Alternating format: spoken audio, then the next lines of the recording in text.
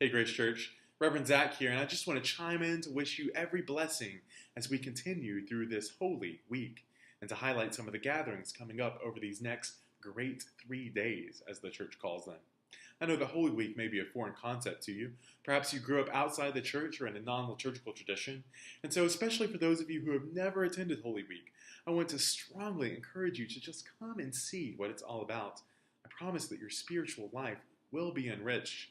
From the Episcopal Church, we believe that entering deeply into the darkness and grief of Christ's death help us to experience with all the more joy and appreciation the great light of his resurrection when Easter finally comes. It all starts at the 7 p.m. Maundy Thursday service. Maundy comes from the Latin for mandate, and in it we remember Christ's new mandate, new commandment to love one another as he loves us.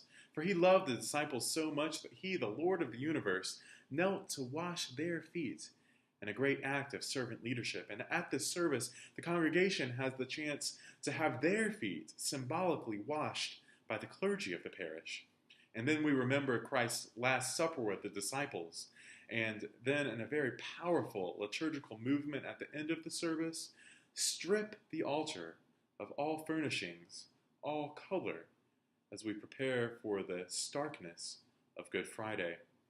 On Good Friday, we first meet at 2 p.m. in the courtyard for Stations of the Cross, a contemplative and ancient service whereby we walk around the campus reading prayers and scriptures as we remember Jesus' final walk to the cross at Calvary.